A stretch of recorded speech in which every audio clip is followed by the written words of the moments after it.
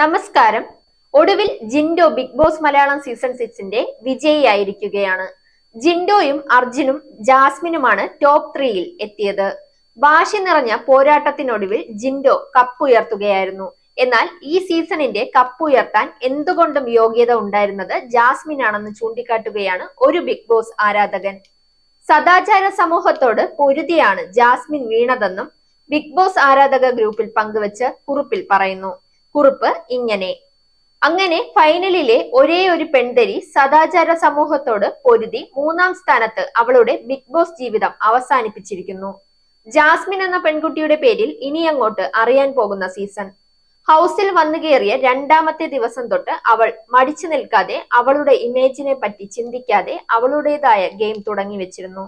ഏത് കൊലകൊമ്പന്മാരുടെയും മുൻപിൽ പിടിച്ചു നിൽക്കാനും തിരിച്ചു പറയാനും കഴിഞ്ഞിരുന്ന 23-കാരിയായ പെൺകുട്ടിയെ സമൂഹം ചെറിയൊരു ആശ്ചര്യത്തോടുകൂടി ആദ്യം നോക്കിക്കണ്ടു.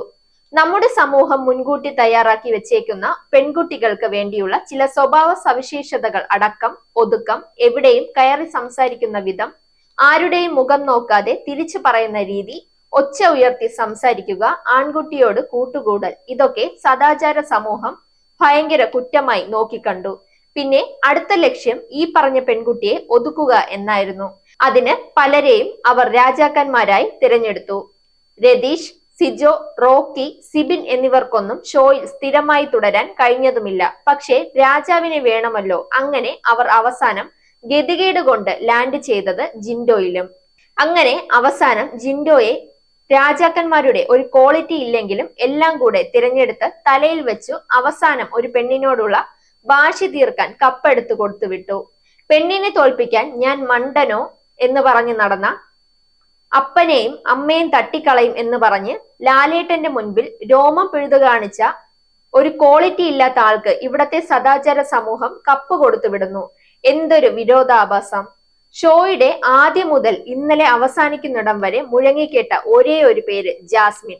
ഗെയിം മുന്നോട്ട് കൊണ്ടുപോയതും മുഴുവൻ കൺട്രോൾ ചെയ്തതും എല്ലാ രാജാക്കന്മാരെയും എതിർത്ത് നിന്ന് കളിച്ചതും ഈ ഒരു 23-കാരിയോട് മാത്രം.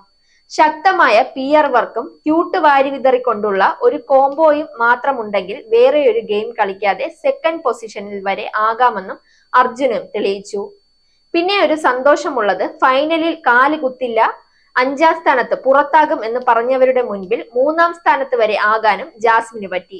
വരും വർഷങ്ങളിലെങ്കിലും ഒറ്റയ്ക്ക് തന്റെ ഇടത്തോടുകൂടി ഗെയിം കളിക്കുന്ന പെൺകുട്ടികൾക്ക് കുറച്ചുകൂടെ സ്വീകാര്യത നമ്മുടെ സമൂഹത്തിൽ ഉണ്ടാകട്ടെ എന്ന് ആശംസിച്ചുകൊണ്ട് നിർത്തുന്നു.